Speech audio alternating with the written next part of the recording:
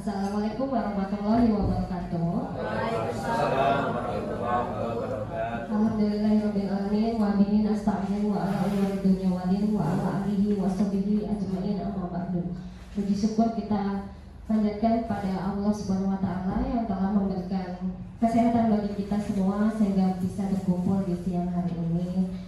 Tak lupa juga junjungan kita pada Nabi besar Muhammad SAW, karena berkat beliau kita semua dibawa dari masa gelap ke masa terang benderang sekarang ini. Yang terhormat untuk Bapak Kepala Sekolah Dr. Andes Yato MM, yang terhormat Bapak Wakil Kepala Sekolah Bapak Soleh Fatoni MPD, dan guru-guru semua yang saya hormati, juga untuk Pak Agit Pratoris selaku CGP Angkatan 11.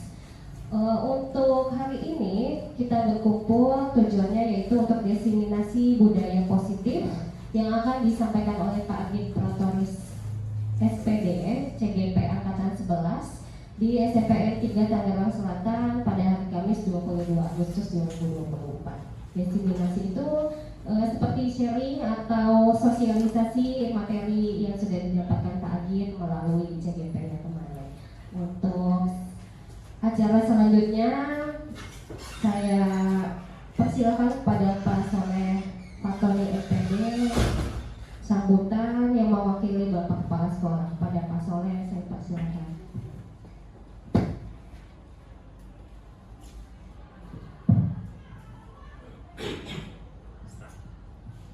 Assalamualaikum warahmatullahi wabarakatuh. Waalaikumsalam warahmatullahi wabarakatuh. Alhamdulillahirrahmanirrahim. Kami nasta'in ala mutu'yati asyhadu an la ilaha illallah wa asyhadu anna Muhammadan abduhu wa rasuluh.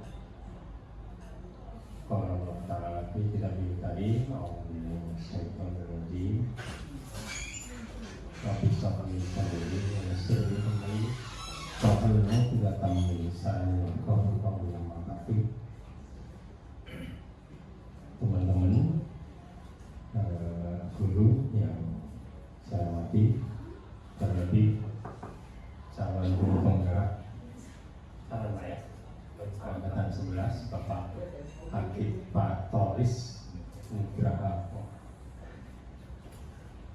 Pada kesempatan ini mewakili Bapak Kepala Sekolah, beberapa hari yang lalu sempat di ruangannya menyampaikan, Pak Soleh tolong nanti hari Kamis diwakili, dan tentu yang ingin saya singgung sedikit apa yang ingin disampaikan Pak Agit sendiri tentang bagaimana budaya positif di sekolah yang seharusnya dilakukan oleh guru, apalagi nanti guru penggerak. Padahal kalau sudah jadi guru penggerak sangat mungkin jadi kepala sekolah. Diseminasi dalam pikiran saya itu, kalau diseminasi itu merembeskan apa yang didapat di CGP ke orang lain yang nggak ikut CGP. Merembaskan itu yang mempengaruhi barangkali itu ya. Jadi kalau ada ember, ada isi airnya bocor merembes kemana-mana. Tapi ini disengaja agar yang tidak ikut ngerti juga tentang budaya positif itu. Nah, kita akan mendengarkan nanti budaya positif apa yang mesti kita lakukan di sekolah terhadap anak-anak, terhadap guru-guru supaya yang lain. Mudah-mudahan apa yang disampaikan Pak Agit bisa kita manfaatkan di sekolah. Jadi bukan sekedar seremonial kita hari ini, tetapi betul-betul ya yang Pak Agit sampaikan nanti kalau memang cocok, memang bisa kita lakukan, dilakukan di sekolah. Barangkali itu saja. Nanti kalau saya kepanjangan, saya ngomong nggak jadi Pak Agit. Nah, jadi biarkan Pak Agit yang ngomong lama, suara saya biar segera sembuh saya ngomong. Terima kasih. Mohon maaf Pak Agit, Saya tidak ikut lama di sini karena itu nggak dimatikan. Assalamualaikum warahmatullahi wabarakatuh. Waalaikumsalam warahmatullahi wabarakatuh. Terima kasih Bapak Soleh Fatoni FPD atas sambutannya. Acara selanjutnya yaitu sosialisasi atau pemaparan diseminasi budaya positif CGP Angkatan 11 oleh Pak Adit Pratoris Nugraha SPD. Untuk itu oleh Pak Adit, silakan.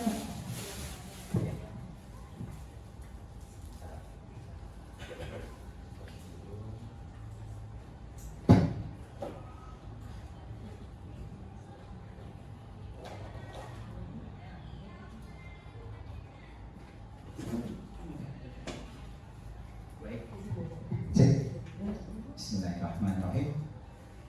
Assalamualaikum warahmatullahi wabarakatuh.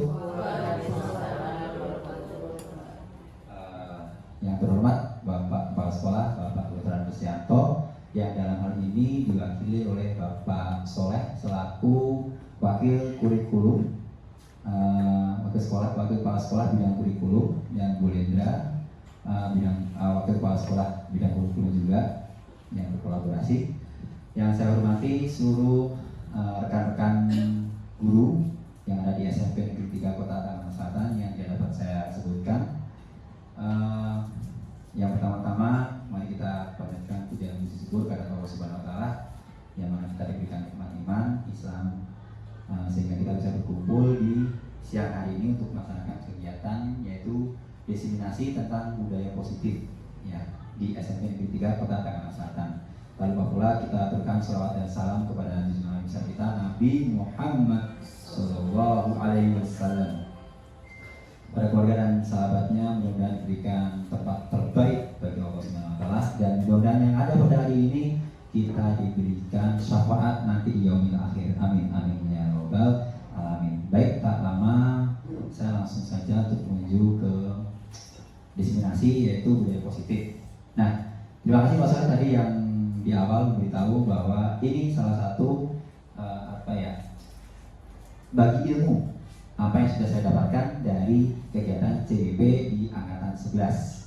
Nah, ini tentunya sangat mendukung untuk kegiatan kita semua nanti di kegiatan sekolah ya, terutama KPM ataupun dalam lingkungan sekolah, dan kegiatan apapun insya Allah akan bermanfaat bagi kita semua. Makanya BGP meminta kepada seluruh CGP untuk mendiseminasikan apa yang sudah didapat dari pelatihannya. Nah, ini termasuk di modul 4 ya, yaitu budaya positif. Boleh langsung. Nah, kesepakatan bersama ya, kesepakatan belajarnya yang pertama berpartisipasi aktif dalam presentasi, memperhatikan ketika ada salah satu yang berbicara di depan ya, terus mengangkat tangan terlebih dahulu, jika ingin menanyakan, menanggapi atau memberikan saran dan kritik dan lainnya. Menghargai pendapat orang lain dan mendengarkan teman ketika menyampaikan pendapat atau bertanya. Ada yang mau ditambahkan untuk kesepakatan belajar kita hari ini? Cukup, Pak Soleh? Cukup? Bu Dia? Cukup ya? Pak Teja, ada tambahan? Oh ya, kalau ada berisik nanti kita berisik. Yang berisi kasih kopi. Oh iya, yang berisik nanti kasih kopi. Aduh. Biar seger ya, biar melek. Siap. Monggo itu jamuannya ala kadarnya ya. Mudah-mudahan bisa menambah imun. Terima kasih. Sebelumnya saya minta maaf dulu, takut nanti ada perkataan saya atau perilaku saya yang kurang berkenan. Saya mohon dimaafkan nanti ya. Baik, selanjutnya Ibu Sinta sudah ya. Nah, pendahuluan ini perkataan dari saya sendiri sih ya, Bu Ibu ya. Budaya positif merupakan nilai-nilai kebajikan yang diyakini oleh satu kelompok untuk dijadikan suatu budaya baik sehingga dapat diterapkan dalam kehidupan sehari-hari. Nah, budaya positif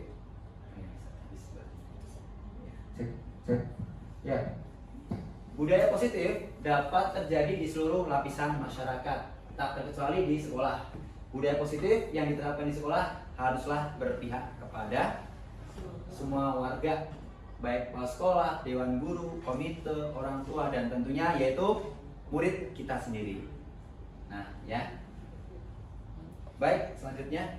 Nah, tujuan pembelajaran pada siang hari ini yaitu yang pertama mengajak Dewan Guru SMP Negeri 3 Kota Tangerang Selatan untuk memahami bersama pentingnya budaya positif di sekolah. Ya. Yang kedua, menyamakan persepsi terkait budaya positif sekolah. Yang ketiga yaitu menyampaikan implementasi budaya positif yang sudah pernah saya terapkan di sekolah.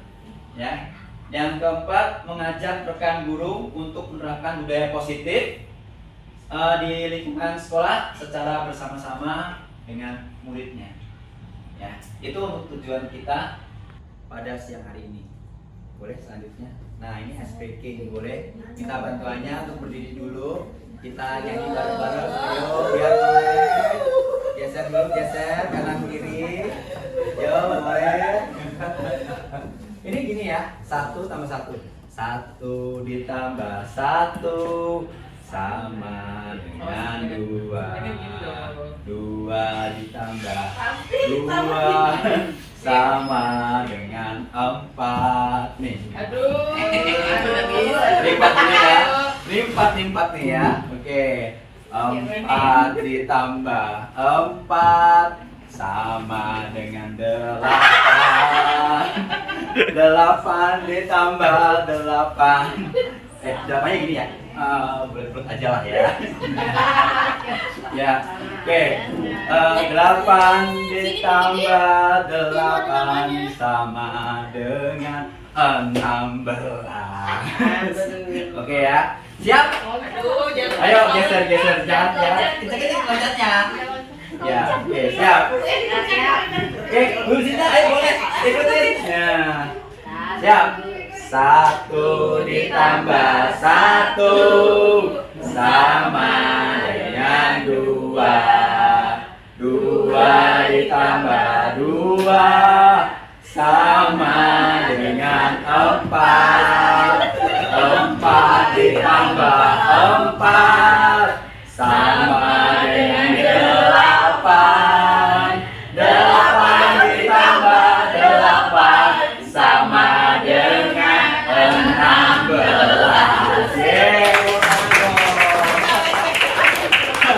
Luar biasa untuk kalian semuanya, keren. Ya, baik. Cek, masih belum bisa. Baik. Aduh, tes. Ya, baru. Baik, selanjutnya untuk konsep budaya positif itu ada 7, terlalu banyak ya. Banyak, tapi memang insya Allah semuanya bermanfaat di sekolah kita ya. Yang pertama, perubahan paradigma belajar. Kedua, disiplin positif. Ketiga, motivasi perilaku manusia. Yang keempat, keyakinan kelas. Yang keenam, kebutuhan dasar manusia. Yang kelima ya. Keenam, posisi kontrol. Dan terakhir, segitiga restitusi. Nah, yang paling menantang yaitu segitiga restitusi.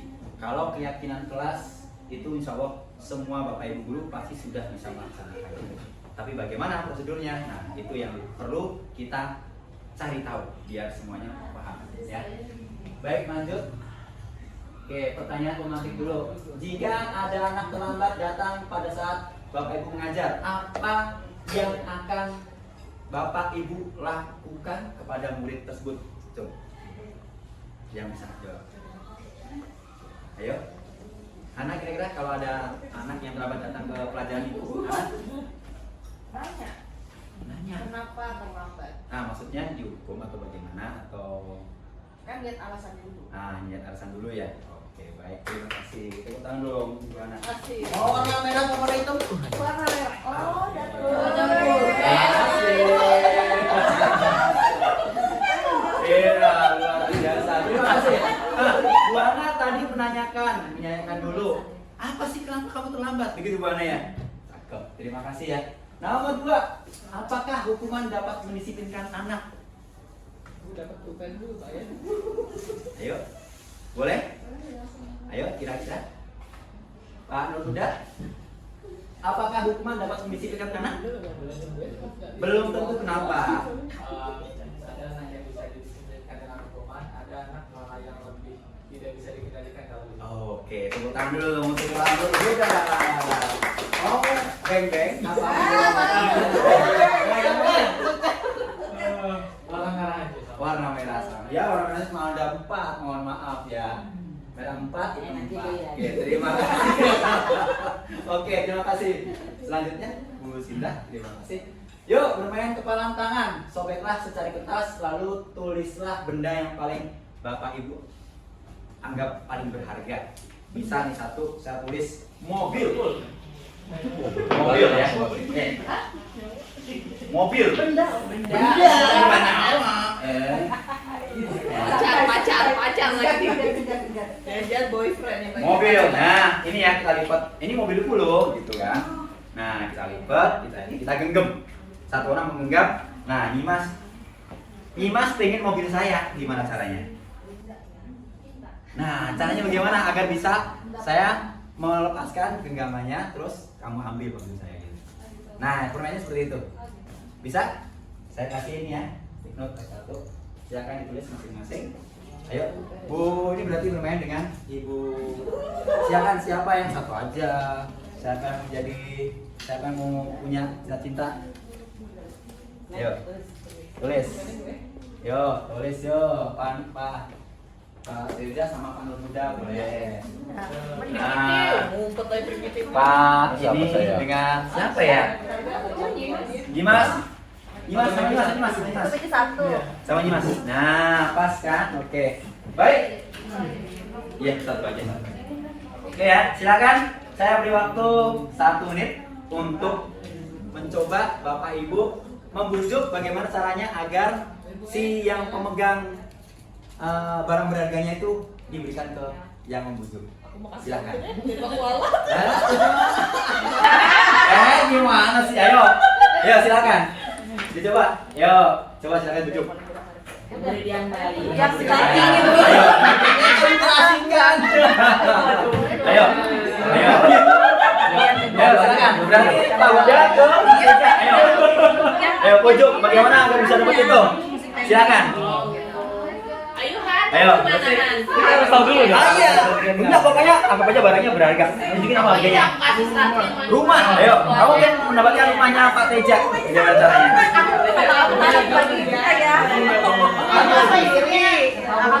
Nah, silakan. Ayo. Fatimanya. Ayo. Barangnya apa? Sepeda. Ayo, silakan kamu minta sepedanya. Ya, rumah Ayo, minta. Boleh. Barangnya apa? Apa yang saya tahu? Masa nggak boleh kan? Ayo coba. Ini apa barangnya?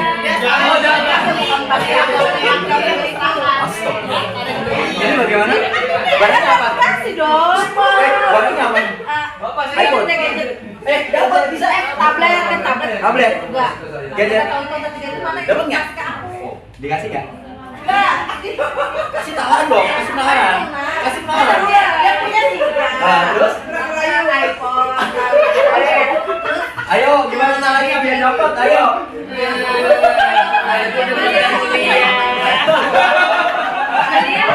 Halo, oke.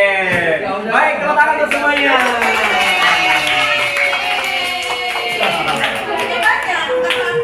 Nah, ini terkait dengan motivasi ya. Terlihat terkait dengan motivasi. Yang mana yang memegang barang itu motivasinya internal, sedangkan yang di luar itu motivasinya eksternal.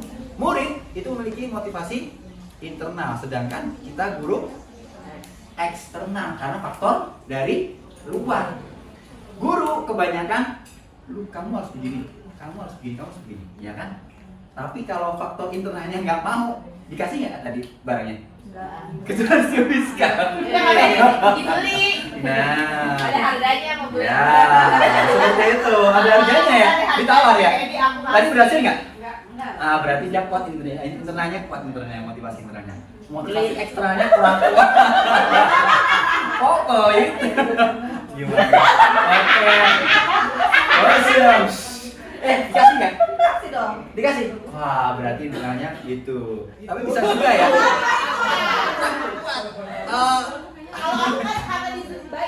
Iya, berarti motivasi eksternalnya lebih kuat daripada motivasi internal. Tipenya anak yang motivasinya internalnya kurang kuat, maka dia lebih minta untuk diarahkan, lebih minta untuk dituntun, lebih minta untuk dimotivasi. Tapi kalau dia udah punya kekuatan internal, maka bujuk rayu apapun itu, mau dikasih rumah, mau dikasih tuker balik sama barang yang lain, diberikan nggak? Enggak. Jadi intinya segala sesuatu itu akan dilaksanakan berdasarkan motivasi internal. Motivasi eksternal itu hanya mempengaruhi beberapa persen. Coba kita lihat. Nah ini ya. Apakah motivasi internal diri sendiri lebih baik dari motivasi eksternal orang lain? Bagaimana menurut Bapak Ibu? Setelah terjadi tadi permainan tadi, menurut kalian mana yang lebih baik? Internal atau eksternal? Internal. Hah? Internal punya pendirian. Oke, terima kasih. Mau yang mana? Kita bareng-bareng jam. Beng. Terima kasih. Ya, itu hanya sebuah motivasi saja ya. Oke, baik, terima kasih. Tadi kalau kita bilang siapa yang kontrol ya? Siapa yang kontrol? Kira-kira siapa yang kontrol? Internal atau eksternal? Kalau motivasi internal dari Kalau motivasi eksternal itu dari orang Nah, siapa yang lebih mengontrol? Diri sendiri kan? Nah, diri sendiri. Terima kasih Dimas. Oh enggak ya, terima kasih. Ntar ya, lanjut. Oke, paham ya Bapak Ibu ya? Jadi murid tidak akan bisa berubah kalau motivasi eksternalnya ya kurang kuat, atau mungkin motivasi internalnya dia lebih kuat. Gimana itu sendiri ya. Baik, lanjut. Siapa sesungguhnya yang memiliki kontrol stimulus respon? Kita mencoba mengubah orang agar berpandangan sama dengan kita. Ini eksternal, internal? Eksternal ya. Oke. Perilaku buruk dilihat sebagai suatu kesalahan. Nah, sama orang lain bisa mengontrol saya. Itu eksternal ya. Nah, sebelah sini coba kita lihat. Kita berusaha memahami pandangan orang lain tentang dunia. Kita berarti internal. Semua perilaku memiliki tujuan. Dia, kita semua memiliki tujuan. Mau kemana arahnya? Nah, seperti itu. Oke, lanjut. Nah, penerapan perubahan paradigma pembelajar. Nah, ini kemarin yang saya lakukan di kelas 9-10. Nah, ini videonya. Bisa nggak ya?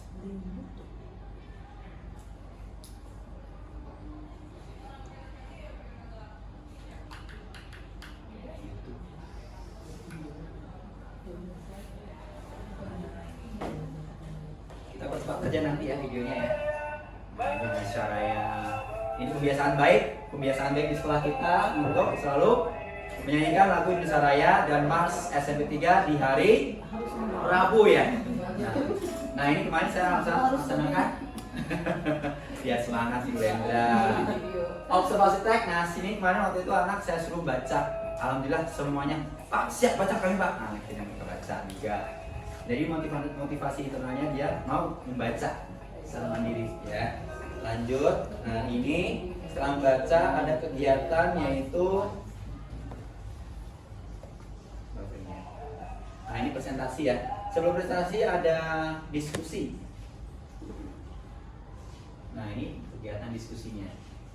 Nah ini kegiatan diskusi secara sadar, secara mandiri mereka melaksanakan kegiatan diskusi. Nah apa yang dilakukan? Saya minta mereka untuk mencari materi mencari sumber terkait materi teks deskripsi kelas untuk bahasa Inggris kelas 9. Nah itu mereka berkumpul. Setelah selesai diskusi mereka melaksanakan presentasi. Ini kebetulan Satria lagi yang maju, agak suaranya. Nah itu, ini saya minta presentasi siapa yang mau? Mereka angkat tangan langsung secara mandiri. Pak saya maju. Oke, ke depan silakan. Nah itu. Terus selanjutnya baru terakhir, jadi bukan terakhir ya, ini kegiatan selanjutnya. Ini tanya jawab. Anak secara mandiri bertanya jawab tentang apa yang ingin tahu tentang materi yang dia pelajari.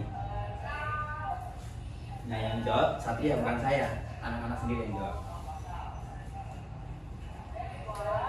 Nah, selanjutnya saya bikin pameran untuk kegiatan selanjutnya. Pencak kelompoknya ini terkait dengan materi teks deskripsi. Saya minta mereka untuk membuat stand terkait salah satu hewan yang ingin kalian deskripsikan. Bikin stand yang menarik. Nah, seperti yang akhirnya ini.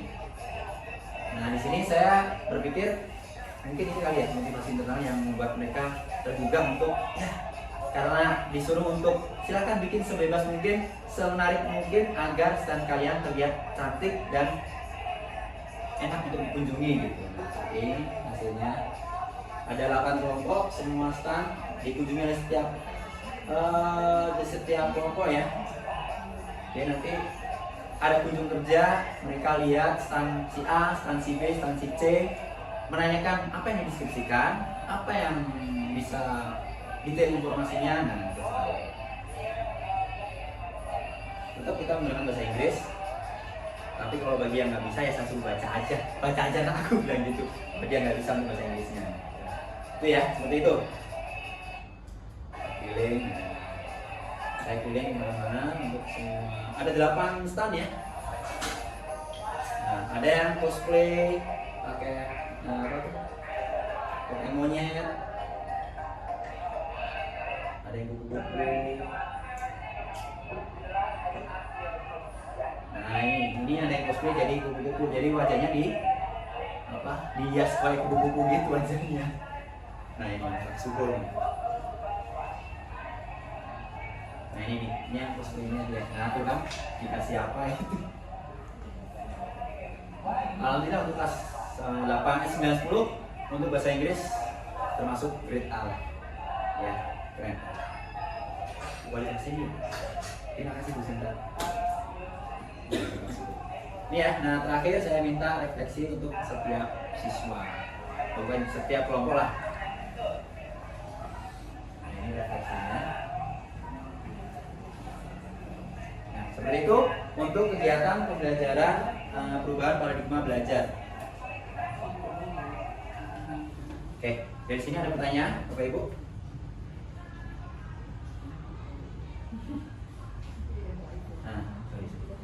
Ada pertanyaan? Setelah dari tadi ya kegiatan, jadi untuk paradigma belajar itu pembelajaran sebenarnya kita kembali lagi ke motivasi internal dan eksternal. Kita sebagai apa nih? Eksternal atau internal nih? Sebagai guru? Eksternal. Sebenarnya siapa yang belajar? Murid apa guru? Nah berarti murid yang memiliki motivasi internal harus kuat. Mereka harus punya pendirian, kesadaran diri akan pentingnya belajar. Bagaimana motivasi eksternal memperlakukan anak-anak yang memiliki motivasi internal? Ada yang bisa jawab? Ada yang bisa bantu jawab? Bagaimana kita sikapnya? Agar mereka punya kesadaran diri, oh penting lo belajar gitu. Ayo, Bu Ana boleh? Pak Robiat atau Pak Teja? Apa nih trik-trik kita biar anak itu mau secara mandiri mereka ya, ayo, belajar itu penting ternyata bisa nih. Pak Uda boleh? Apa? Pak Teja boleh? Ya. Memberikan kesempatan anak untuk bisa berkreasi. Nah. Kemudian juga memotivasi terus, memberikan semangat, terus mengapresiasi apa yang dia lakuin. Ya kalau perlu kasih reward. Nah itu salah satu apresiasi kita ya. Ya membebaskan mereka atau memberikan ruang mereka untuk berkreasi, berekspresi. Terima kasih untuk Bu Nurul. Bu Nurul mau apa? Beng-beng. Oh beng-beng. Mbak Caca, terima kasih. Oke, terima kasih. Ya, lanjut Bu Sita. Nah, sekarang kita masuk ke disiplin positif. Ini nggak kelihatan banget ya, Baik. Nah, di sini teori kontrol, teori pilihan. William Glasser. Anda tidak bisa mengontrol orang lain, sama tadi ya. Anda tidak bisa mengontrol orang lain. Anda tidak bisa membujuk orang lain untuk memberikan barangnya, ya kan? Sama seperti itu. Semua perilaku memiliki tujuan. motivasi internal. Ya, semua siswa itu pasti punya tujuan. Itu pasti, nggak mungkin enggak. Selanjutnya model berpikir menang, win-win solution. Itu bisa diterapkan. Ya. Kolaborasi dan konsensus menciptakan pilihan-pilihan baru. Adanya kolaborasi, maka siswa akan lebih bijak, siswa akan lebih semangat dalam belajar, dalam mencari ilmu apa yang akan dia dapatkan dengan berkolaborasi.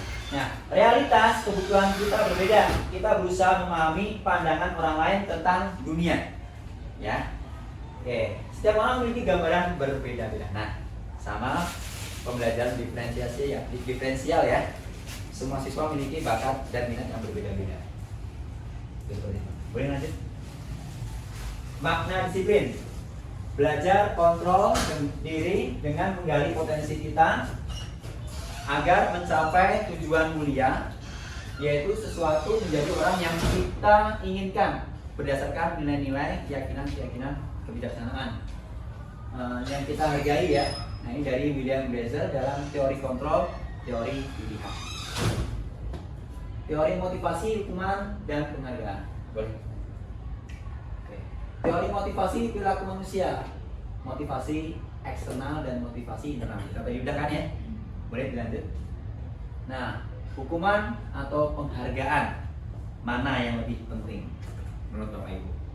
Kak Teja, Bu Lia, Pak Robial, Bu Mas, Bu Ana, mana yang lebih penting? Hukuman atau penghargaan? Penghargaan. Kenapa? Karena siswa merasa lebih dihargai kan. Karena siswa merasa lebih dihargai. Oke. Ada yang memilih hukuman? Oh iya, Pak Robial, monggo. Harusnya seimbang Pak antara hukuman dengan Harus seimbang antara hukuman dan penghargaan. Kalau dipadukan, nggak bisa ya. Harus seimbang. Oke, terima kasih ya untuk Pak Robial atau saya udah ada, boleh sip. Pak Robial mau apa? hitam aja itu Pak. Oh iya. Terima kasih banyak. Oke, terima kasih ya. Hukuman atau penghargaan kita coba saja. Dihukum oleh penghargaan. Ini oleh Alfikov 1993 bahwa penghargaan berlaku sama dengan hukuman. Penghargaan dan hukuman itu sama. Ya, ini menurut Kahfi, Alfikov ya. Dalam arti meminta atau membujuk agar anak itu apa tuh? Memenuhi suatu tujuan tertentu. Adanya hukuman, adanya penghargaan, itu menurut Alfikov itu sama aja sebenarnya. Karena apa? Kita minta agar anak itu melakukan, cuma perbedaannya satu dihukum, setelah dihukum kerjakan, selesai. Yang satu dikasih penghargaan karena sudah menyelesaikan tugas. Dorongan eksternal dan akan ada faktor ketergantungan beberapa dampak dari pemberian atau penghargaan. Nah, ini tentang penghargaan ya. Kita kasih harga, kita kasih apresiasi melalui apa gitu. Lanjut. Dihukum oleh penghargaan. Nah, seperti saya barusan saya ngasih ini. Berarti Bapak Ibu kalau jawab pengennya dapat ini. Bener nggak? Bener nggak? Nah, motivasi internal atau eksternal itu? Internal atau eksternal? Eksternal, karena ada ininya, ya kan? Iya. Kita sudah belajar langsung nih, terapan langsung ini kita nih. Lanjut. Sorry. Nah, penghargaan menurunkan kualitas diri dari murid kita. Kedua, penghargaan mematikan kreativitas. Penghargaan mengurangi motivasi intrinsik karena ada motivasi eksternal. Ya, bisa dipahami, Bapak Ibu? Untuk motivasi internal dan eksternal. Nah, ini kita mulai kotak-kotakan lagi. Hukuman atau konsekuensi. Nomor 1 sampai nomor berapa? 1, 2, 3, 4, 5, 6, 7. Ada 7. Silakan yang mau jawab nomor 1, nomor 2. Oke, saya kasih. Hukuman atau konsekuensi. Tulis ya nomor angka berapa jawabannya. Silakan. Ayo Kak Teja. Minta tolong Pak Robial kira-kira mau jawab nomor berapa. Nanti masuk depan satu-satu ya. Salah satu aja, salah satu aja emang. Ayo. Dapat pulpen baru. Semua ya, pilih aja salah satu. Pilih salah satu aja. Pilih salah satu jawabannya, yang mana? Ya, jawab salah satu yang mana kira-kira yang mau jawab. Boleh, nggak usah semuanya. Salah satu saja. Mencatat 100 kali dan di dalam buku kalimat. Siapa tuh sering begitu? Ayo, ngaku. Saya tidak akan terlambat lagi. Nah, itu. Karena terlambat di sekolah. Lari mengelilingi lapangan basket 2 kali karena terlambat hadir pelajaran. Hadir di sekolah. Beda ya dengan yang lain. Yang tadi ada tuh. Cuma dia PJOK yang bawah. Kalau yang atas di sekolah. Nomor 3, murid diminta untuk push up 5 kali karena tidak menggunakan masker ke sekolah. Tidak pakai masker, masa push up 15 kali. Aduh, kasihan. Menggantikan kertas tugas teman yang telah dicoret-coret. Nah, membersihkan tumpahan air di meja tulis karena tersenggol pada saat belajar. Dan terakhir, apa itu? Murid disuruh untuk tidak menggunakan sepatu seharian dikarenakan warnanya putih atau mungkin beda warna. Nah, monggo yang mau maju, jawabannya apa? Silakan ditempel di sini. Nah, yuk, silakan ditempel, Bu. Pak, saya tempel. Ibu Piska. Ibu Piska. Nomor 4 saya konsekuensi. Oke, cakep, wis pinter banget dah. Nomor berapa ini? 4, konsekuensi juga ya. Aku beng-beng nggak? Iya, Motivasi eksternalnya lagi muncul. Anak-anak. Semua. Oh iya, salah satu aja. Udah pilih salah satu yang mana? Aduh, nomor 1 apa? Kamu pinter banget sih, Han. Kasih, Oh, ini siswa ini ya. kasih. Cepet banget. Ditambah? Iya, boleh. Membersihkan tumpahan air di Pak Teja, boleh ditempel. Oke, Pak Robial, boleh ditempel satu aja. Ya nyontek. Aduh, motivasi internetnya kurang ini. Ayo, silakan.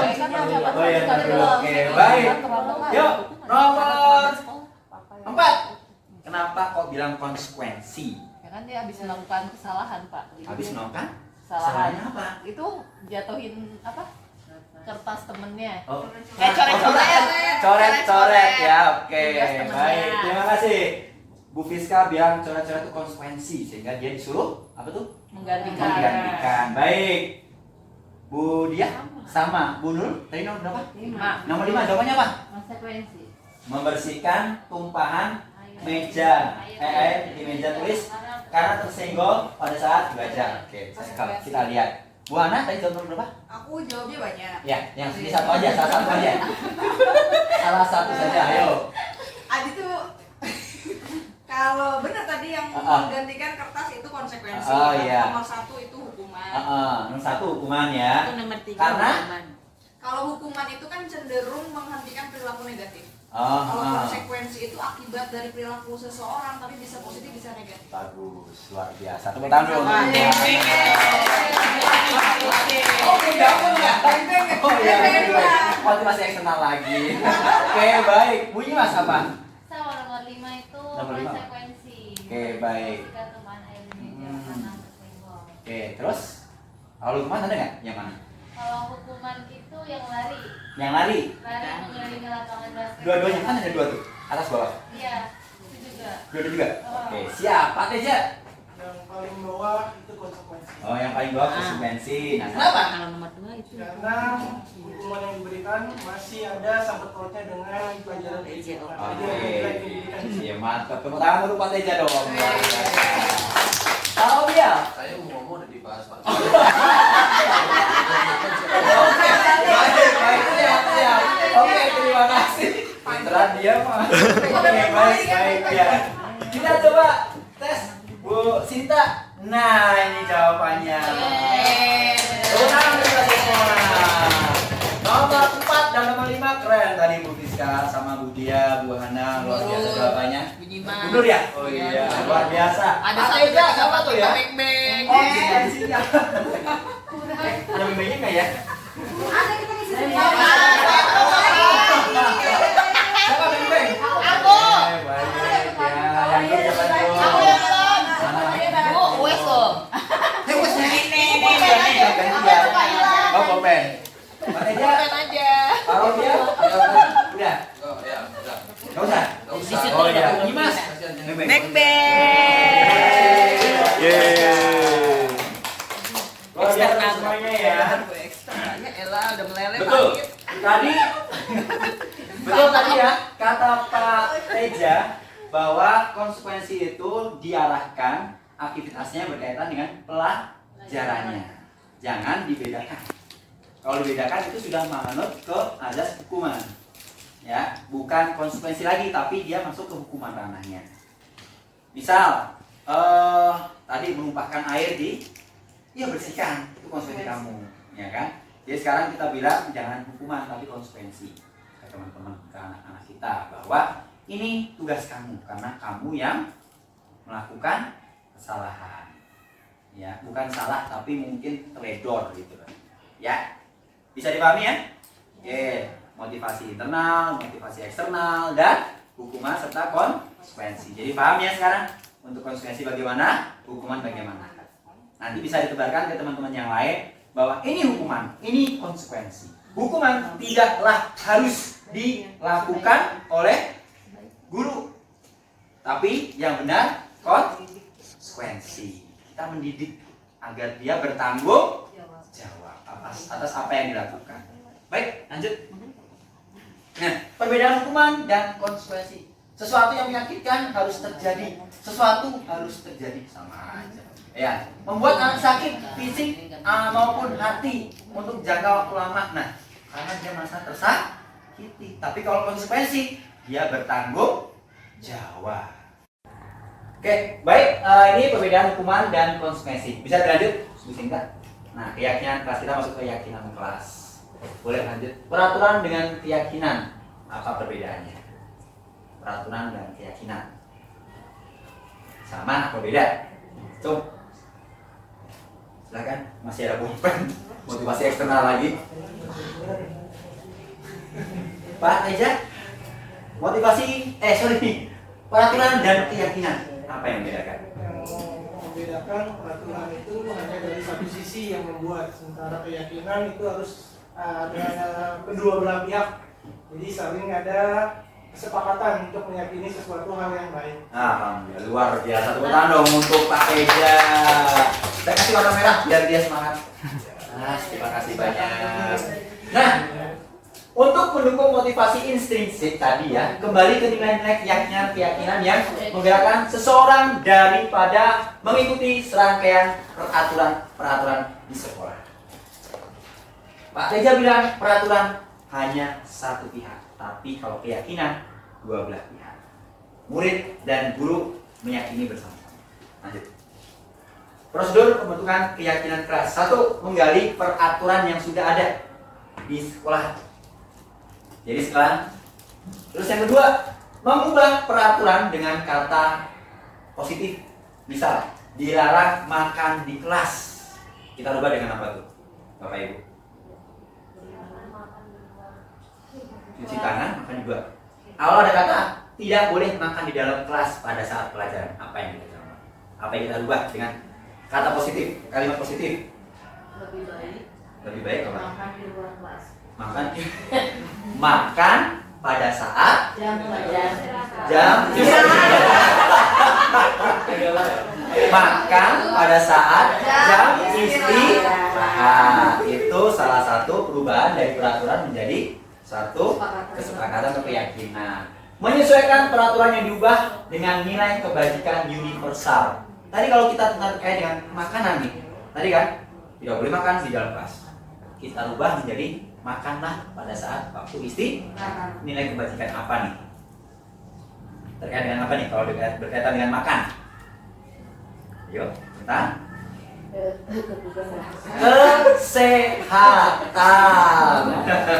Ya, kebutuhan hidup, benar itu udah benar kebutuhan hidup. Cuma berkaitan dengan kesehatan. Bagus, nah seperti itu. Jadi nanti kita masuk keyakinan kelas tentang kesehatan. Ya, lanjut. Menggali lebih dalam perilaku yang mencerminkan keyakinan kelas dan yang tidak mencerminkan menggunakan tabel T dan tabel Y. Nanti ada. Ya, mengkaji kembali keyakinan kelas yang sudah dibentuk baru disepakati. Boleh lanjut. Nah, ini tabel Y dan tabel T. Mendengar, hormat ini hormat berarti itu nilai-nilai kebajikan universal yang dipakai. Hormat, bekerja dan diterima dan dimiliki dalam kelas. Nah, ini penjabarannya di sini. Hormat itu yang bagaimana, bekerja itu yang bagaimana, diterima dan dimiliki itu bagaimana. Boleh dilanjut. Nah, itu coba ini contohnya. Ya. Tampak seperti datang tepat waktu. Yang tidak tampak seperti itu karena dia hormat kan, sering hadir terlambat. Siapa yang sering hadir terlambat? Menurut saya juga pernah terlambat, menurut nggak apa-apa. Ya boleh, nggak apa-apa, siap, terima kasih. Nah, seperti itu ya. Kalau yang tabel Y hormat terdengar satu orang berbicara, yuk saya bantu. Sedang terlihat berempati terhadap perasaan orang lain dan terakhir berperilaku tersenyum dan marah. Nah, ini untuk penjabaran dari nilai-nilai kebajikan yang kita sepakati oleh dengan anak-anak tadi, ya kan? Oke, lanjut. Nah, contoh keyakinan kelas di 86 kemarin sudah saya bikin. Disiplin, sopan santun, hormat, sehat, dan nyaman. Ini yang sudah saya sebut sama anak-anak kemarin. Yang pertama, disiplin. Kami meyakini bahwa semua orang harus berperan aktif dalam disiplin. Jadi nanti kalau ada anak yang disiplin, suruh baca itu. Nanti saya tempel di kelas untuk keyakinan kelas 86. Kedua, sopan santun. Kami meyakini bahwa semua orang harus mengedepankan sikap sopan dan santun dalam belajar dan berinteraksi. Ketika belajar, santun dan sopan dan santunnya harus dijaga, saling menghormati, saling menghargai. Ya, hormat tidak. Kami meyakini bahwa sangat penting untuk menghormati dan menghargai orang lain. Seperti itu. Itu untuk keyakinan kelas. Ya. Mungkin nanti Bapak Ibu yang ada di sini sebagai wali kelas bisa membuat keyakinan kelas seperti ini. Jadi dari kata peraturan berubah menjadi kalimat positif. Setelah itu disesuaikan dengan nilai kebijakan universal, baru dibuat keyakinan kelas. Bisa dipahami? Ya. Ada pertanyaan untuk keyakinan kelas, Bu Dia? Atau Bu Lendra? Iya, tadi saya nanya sama Bu Dia. Apa tuh? Karena kita kan di kelas sudah membuat kesepakatan kelas. Kalau keyakinan kelas dengan kesepakatan kelas itu sama. Beda. Sebenarnya sama keyakinan kesepakatan, cuma perbedaannya kan mungkin belum seperti ini kan. Nah, nanti bisa diubah seperti itu. Sebenarnya sama aja. Kesepakatan juga menjadi keyakinan. Maksudnya poin-poinnya harus ada 5. Karena menyesuaikan kebijakan, nilai-nilai kebajikan. Kalau misalnya datang tidak terlambat. Itu apa tuh kebajikannya, kebajikannya? Disiplin ya. Nah, disiplin. Ya kan? Jadi nanti kita menyesuaikan dengan nilai kebajikan yang kita yakini bersama. Sehingga anak paham, oh iya ya, kita salah nih. Karena apa? Karena kita kan membuat keyakinan kelas terkait disiplin. Kita harus datang tepat waktu. Jadi kalau kesepakatan kelas kan berupa kalimat kan? Iya kan? Iya. Nah, berupa kalimat datang tepat waktu. Nah, itu penerapannya, tapi dalam keyakinan kelas mungkin penjabarannya seperti ini. Akan lebih, ya itu hormat kan, menghargai. Nah itu masuk. Nah, jadi saya mohon nanti dalam membuat keyakinan kelas kembali lagi ke nilai-nilai kebajikan universal yang sering kita gunakan. Hormat, santun, disiplin, ya kesehatan, kenyamanan. Itu buang pasti harus sampah ada. gitu kan. Berarti sehat. Iya sehat. Makan, buang sampah, nyapu piket. Nah itu kesehatan nantinya. Seperti itu. Kalau nyaman. Nyaman dalam itu menghargai, tidak membuli, ya kan? Apalagi nyaman, tidak membuli, tidak berisik dalam kelas, tidak usil dengan temennya, ya kan? Nah itu nyaman. Ini yang agak perlu belajar lebih banyak lagi kita bareng-bareng nanti. Ya kita karena usahakan setiap kelas harus bisa membuat keyakinan seperti ini. Jadi menyesuaikan dari tadi ya peraturan yang ada kita ubah menjadi kalimat positif. Setelah dari kalimat positif kita sesuaikan dengan nilai-nilai kebajikan. Dari nilai kebajikan itu muncul keyakinan keras secara bersama-sama. Ini yang bikin menentukan anak-anak, bukan saya. Jadi, apa nih kata-kata ini? Lagi Pak? Ya udah, oke. Boleh lanjut. Nah, ini video saya kemarin.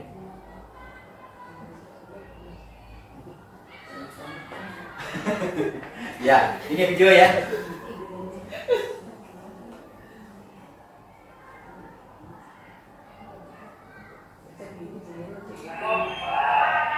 Nah, ini dari awal pembuatan.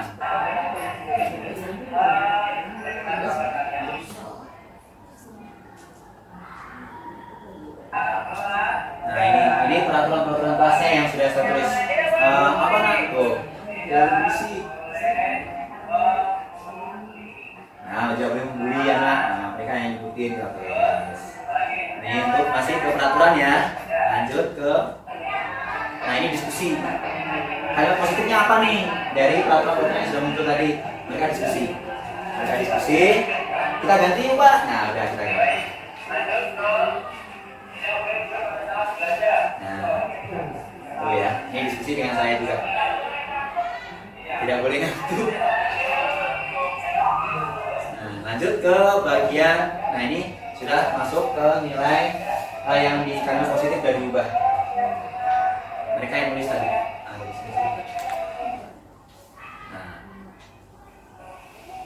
Nah, itu mereka nulis. Jadi bahasa Inggris tapi anak-anak yang nulis.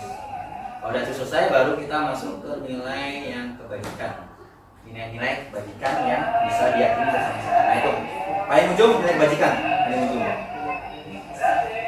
Nah, setelah itu baru turun ke keyakinan bersama. Nah, ini saya buat.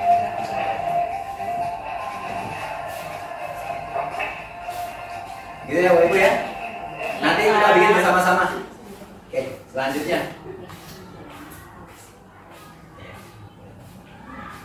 Nah, ini kebutuhan 5 kebutuhan dasar manusia. Kita masuk ke segitiga restitusi. Cuma ini awalan dulu ya. Ada kasih sayang dan rasa diterima, kebebasan, bertahan hidup, kekuasaan, dan kesenangan. Lanjut. Nah, ini 5 posisi kontrol. Nah, saya ingin tanya nih, kira-kira kalian berada di posisi kontrol yang mana nih? Penghukum, pembuat rasa bersalah, sebagai teman, pemantau, atau manajer. Apa tadi? Penghukum, terus pembuat rasa bersalah, teman, pemantau, manajer. Boleh? Nah, ini nggak kelihatan ya. Posisinya yang penghukum ya. Sudah saya belum di grup materinya. Oh, belum. Udah ada. Ya belum buka soalnya. Ya, baik. Nah, ini ya. Posisi teman, posisi manajer. Saya bacakan dulu. Guru untuk penghukum ya, menghadik, menunjuk-nunjuk. Nah, menunjuk-nunjuk itu nggak boleh tuh. Terus menyakiti, menyindir, itu guru. Kalau posisi sebagai penghukum. Pembuat rasa bersalah, berceramah dan mengatakan seharusnya ibu sangat kecewa. Nah, itu kalau membuat rasa bersalah. Yang kelima, membuat alasan-alasan untuk muridnya. Membuatkan alasan-alasan untuk muridnya. Kamu kan untuk ibu, ayolah pasti bisa lah kamu kalau melakukan ini untuk ibu. Nah, seperti itu ya. Selanjutnya pemantau. Nah, pemantau itu dia menghitung dan mengukur. Apa yang diukur? Apa peraturannya? Nah, mengembalikan lagi ke apa peraturannya. Kamu sudah paham belum? Nah, seperti itu ya. Terakhir baru sebagai manajer. Mengajukan pertanyaan-pertanyaan apa yang kita yakini, apa yang harus kamu perbuat dan bagaimana cara memperbaikinya. Nah, itu sebagai pengontrol atau manajer. Lanjut, boleh. Jawab pertanyaan berikut. 1, 2, 3, 4, 5, 6. Ada 6. Boleh pilih salah satu jawabannya. Ayo, yang mana kira-kira posisi kontrolnya? Satu aja, Rul. Nurul. Ngantuk kan ya. Sorry. Ayo, satu aja. Satu aja berdua. Jangan dong. Yo. Siapa yang mengatakan? Ya, siapa yang mengatakan? Nah, tadi apa? Penghukum, membuat rasa bersalah, teman, pemantau, dan manajerial. Silakan dipilih aja.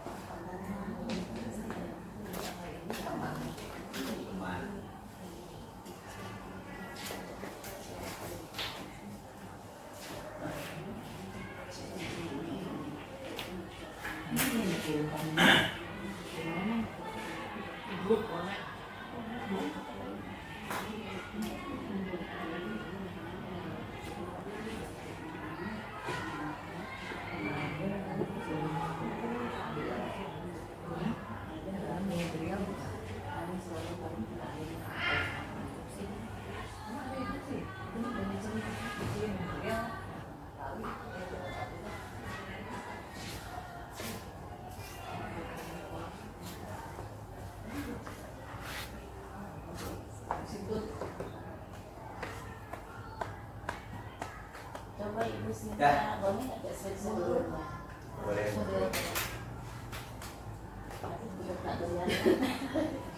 Parah itu.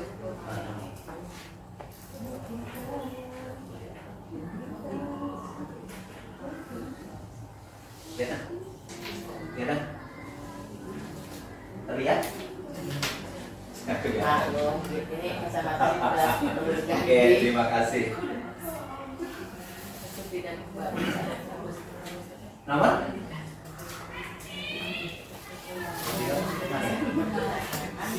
Iya, sudah ada semua kan? Wah, sudah ada semua. Wah, curang. Oke, baik. Terima kasih. Oke, baik. Nomor 1, silakan ditempel dulu dah. Ditempel terlebih dahulu. Yuk, boleh? Mas. Siap. Siap. Nomor 3. Banyak amat kan, 1 doang. Saya mintanya 1 kan? Ya. Nomor Aku udah nih. Wah, pinter amat nomor 5 milihnya. nomor 4. Nomor 4. Pak, ayo. Yang paling gampang aja lah, nggak usah cukup susah. Oke, baik. Nomor 1, saya kecewa sekali dengan kamu. Apa ini?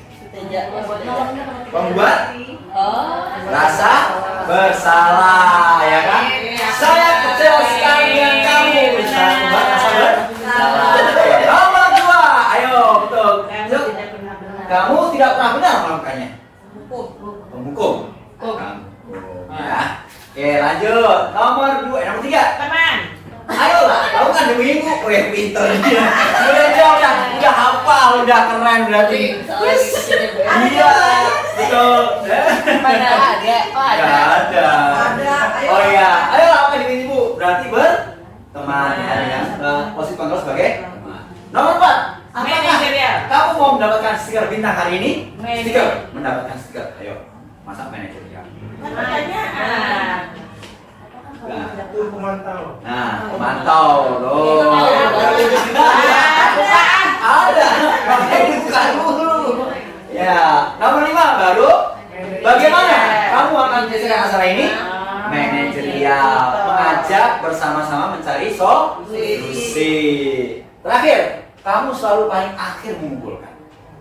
Membuat rasa bersalah. Terima kasih. Nah, sorry. Bukannya masuk pemantau ya? Berdasarkan ini. Oh iya, betul. Aku kan suka begitu sama. Ini penerapan posisi kontrol ya, salah satu penerapan ya. Kalau ngumpulin nilai. Ini saya kemarin yang kegiatan segitiga restitusi. Nah ini salah satu posisi kontrol saya. Kenapa bisa masih beda? Nah, Orang kepsek. iya dong, Sek. Ada Bu Sinta, ada Bu Hana, Mas Farhan. Ini Bu Hana nggak jadi. Jadi Bu Sinta, saya, Pak Farhan, dan Satria. Nah di sini sebagai kepala sekolah menstabilkan identitas. Nah di sini saya mengambil peran posisi kontrol manager salah satunya, ya seperti ini. Oke, terima kasih. Baik, selanjutnya. Nah ini segitiga restitusi bagian paling akhir, ya. Yuk, boleh. Restitusi, boleh dibaca Pak Buddha? Minta tolong. Restitusi adalah proses menciptakan Ya, menciptakan kondisi maaf. bagi murid Tuh. untuk memperbaiki kesalahan mereka sehingga mereka bisa berkembang, sehingga mereka bisa Kembali kembali ke dalam kelompok dengan karakter yang lebih kuat. Nah, restitusi merupakan proses penciptaan kondisi bagi murid yang bersalah untuk memperbaiki kesalahan mereka. Ya, dengan apa? Sehingga mereka kembali. Nah, caranya ada nanti ya. Sehingga mereka bisa kembali ke dalam kelompoknya masing-masing dengan karakter yang lebih kuat. Misal, Pak Buddha melakukan kesalahan, teman-temannya pasti membuli dia. Kalau enggak, bikin nggak suka akhirnya. Tapi dengan kesalahan itu diberikan treatment melalui posisi kontrol sebagai manajerial agar si Pak Buddha kembali pulih menjadi pribadi yang lebih kuat dan bisa diterima lagi di dalam kelompoknya, seperti itu. Lanjut, restitusi merupakan proses kolaboratif yang mengajarkan murid untuk mencari solusi untuk masalah mereka dan membantu murid berpikir tentang orang seperti apa mereka ingin menjadi atau tujuan mulia dan bagaimana mereka harus memperlakukan orang lain. Ini dari dosen 2004. Oke, lanjut. Nah ini yang tadi ya, konsekuensi hukuman dan restitusi. Identitas gagal dihukum, anak dihukum itu identitas gagal. Sesuatu yang menyakitkan harus terjadi. Mentalnya kena kalau dihukum. Bener nggak, Bayu? Kalau nggak dihukum, makanya cari solusi yang baik. Nah, konsekuensi, makanya diganti dengan konsekuensi tadi. Nah, sesuatu harus terjadi, tapi harus diperbaiki. Tidak nyaman untuk murid, anak untuk jangka waktu pendek, kalau bisa diabaikan. Nah, kalau restitusi merupakan pilihan menguatkan untuk murid anak dalam waktu jangka yang panjang. Dari kesalahan dikembalikan posisinya agar dia kembali normal, agar dia kembali menjadi pribadi yang kuat, yaitu restitusi. Ya, boleh lanjut. Nah ini untuk menerapkan segitiga restitusinya, Bu Dia. Ya, di sini ada menstabilkan identitas, validasi kebutuhan, menanyakan keyakinan. Ada Bapak Ibu? Oke, ya baik. Selanjutnya, nah ini menstabilkan identitas untuk membuat anak yang merasa gagal atau bersalah karena berbuat salah menjadi positif terhadap dirinya. Kira-kira apa yang akan diucapkan oleh kita? Bapak Ibu, ayo. Menstabilkan identitas, jadi anak salah nih. Ini prosedur awal dalam segitiga restitusi. Apa yang akan dilakukan? Apa yang kita ucapkan untuk anak itu? Kira-kira, Bapak Ibu. Kira-kira apa yang diucapkan biar anak itu nggak merasa bersalah gitu loh, nggak merasa wah aku ini kok gini sih, nah gitu, merasa mentalnya turun, biar dia kuat lagi. Apa kira-kira Pak Reza? Setiap orang pernah melakukan kesalahan, kamu sabar. Nah iya, setiap orang pernah melakukan kesalahan. Bapak pun juga sama, pernah melakukan juga. Gitu. Iya, mental dia tetap stabil. Ya, tidak merasa down, tidak bisa.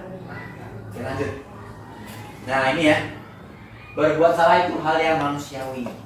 Ini awal, pendekatan awal. restitusi yang di awal, menstabilkan identitas. Berbuat salah itu hal yang manusiawi. Tidak ada manusia yang sempurna. Bapak Ibu juga pernah berbuat salah sama seperti kamu. Ya. Bapak Ibu lebih tertarik untuk menyelesaikan masalah daripada menyalahkan siapa. Oke, selanjutnya. Validasi kebutuhan.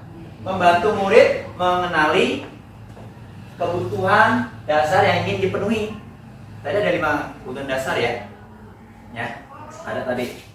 Nah, kebutuhan yang mana yang ingin dia capai sampai dia berbuat seperti itu, sampai dia berbuat salah dan tidak sesuai dengan konsekuensi kita atau kesepakatan kita atau keyakinan kita. Nah, apa yang dikatakan oleh guru untuk mengetahui kebutuhan siswanya? Ada bisa? Kalimat apa nih? Pertanyaan apa nih? Biar kita tahu kebutuhan dia itu apa nih sebenarnya sih? Kok bisa sampai melakukan kesalahan? Nah, mengapa kamu melakukan itu? Alasannya ya. Nah, oke, kita coba cek. Kamu pasti punya alasan. Tadi yang pertama, Bapak juga pernah salah gitu. Kamu pasti punya alasan. Kenapa kamu seperti itu? Ya kan? Nah, jadi kita membangun kesadaran sendiri gitu. Membangun kesadaran anak itu bahwa iya saya salah karena saya begini. Itu ya. Ya, lanjut. Anak menanyakan keyakinan. Nah, keyakinan tadi itu mengarah ke keyakinan kelas, bukan ke keyakinan yang lain. Tapi bisa ya, keyakinan yang berkaitan dengan nilai-nilai kebijakan universal. Anak melihat kesalahannya dihubungkan dengan nilai-nilai atau keyakinan-keyakinan norma yang ada sebagai dasar ketika berinteraksi dengan orang lain. Nah, kira-kira guru berkata apa tuh?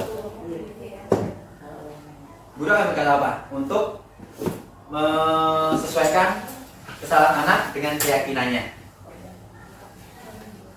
Ada yang bisa? Kira-kira? Boleh dilanjut?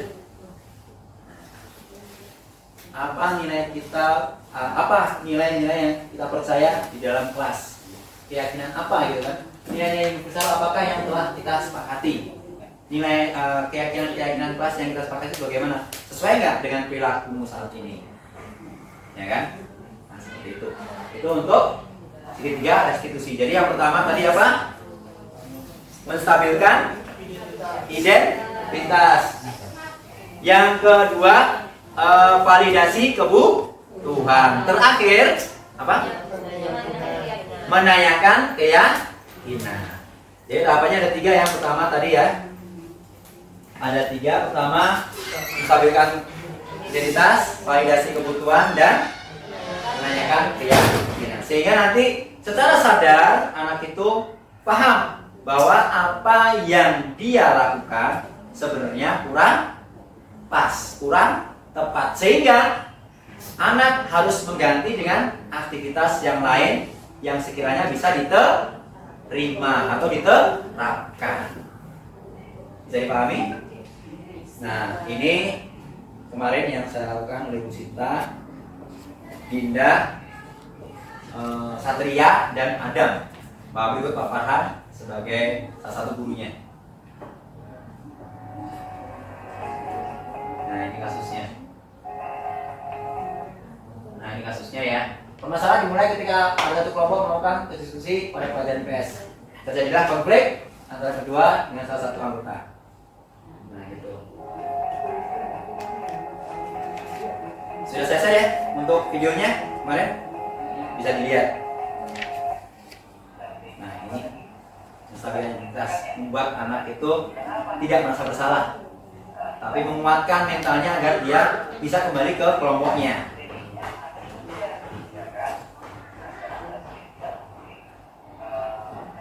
Nah, ini untuk stabilitas. Ini untuk kelas. Nah, ini validasi tindakan.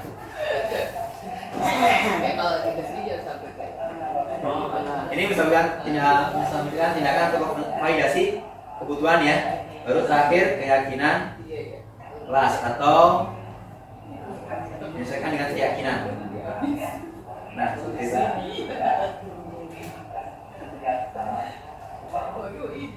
Oke, baik, itu untuk penjabaran saya pada siang hari ini. Ya, oke, terima kasih. Sama-sama. Mohon bantuan, masukan dan boleh mengajukan pertanyaan di papan, di Zoom ini. Kalau ada pertanyaan, silakan, Bu. Nanti kita bahas bersama. Udah 3 aja Pak cukup. Iya, siapa aja boleh. Ayo, boleh tanya. Kalau udah, silakan.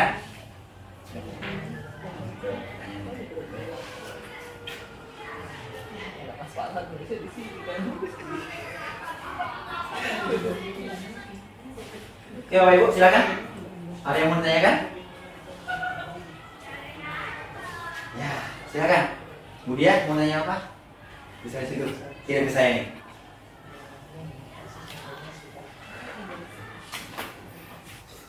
Ya, apa aja tanya tadi? Apa bebas restitusi? Ya, boleh. Restitusi.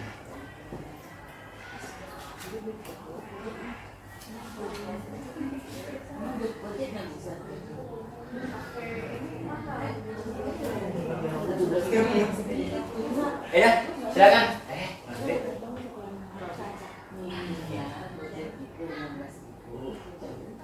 Yo, silakan. Ya, udah. Oke, terima kasih. Udah, ada yang ditanyakan?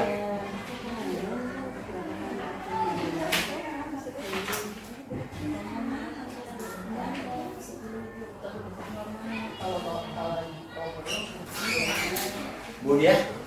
Ya, ada pertanyaan juga dari Bu Dimas. Iya, nggak apa-apa. Tanya jawab kan hal yang wajar.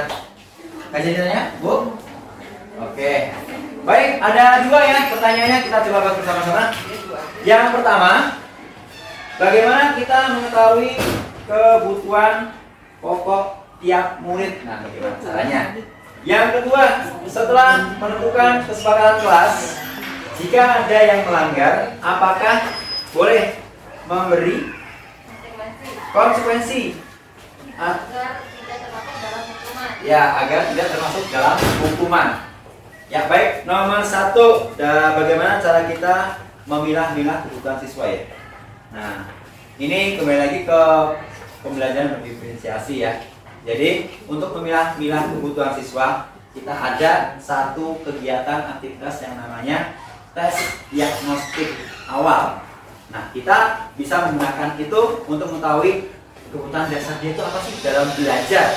Dalam hal ini dalam belajar loh ya, Pak Buda, Pak Eja. Ya, jadi dalam hal belajar kita bisa menggunakan satu alat yaitu tes diagnostik di awal.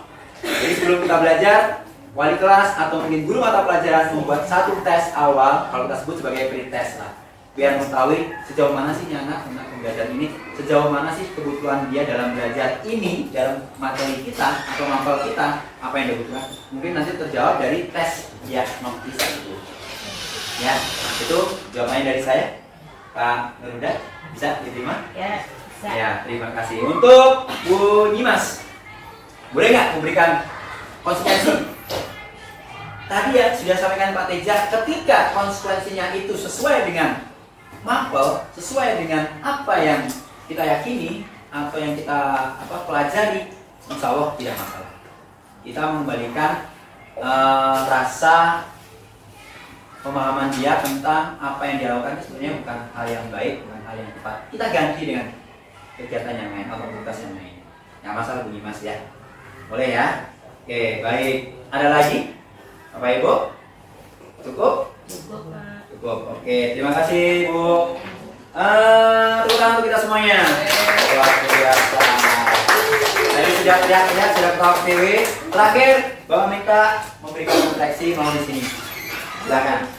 Dengan refleksi atau boleh saya tahu apa sih kira-kira yang dipelajari hari ini sebelum kita tutup. Ini gede. Udah ada ya? Boleh. Ini refleksi yo, silakan. Baik Bu. Nah, yang menarik dari sini apa kira-kira? Apa yang menarik? Apa yang membuat membeda dengan pembelajaran yang lain? Nah, yang gede. Nah, biar keren. Boleh nanti dibacakan? 1, 2 perwakilan lah.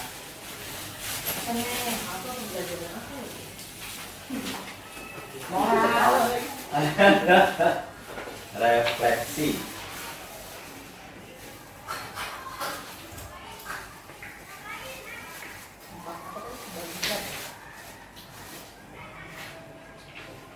Yuk, refleksi.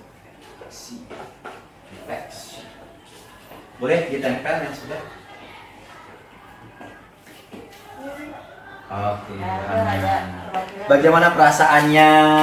Bagaimana pembelajaran hari ini? Apa yang sudah dapat didapatkan hari ini?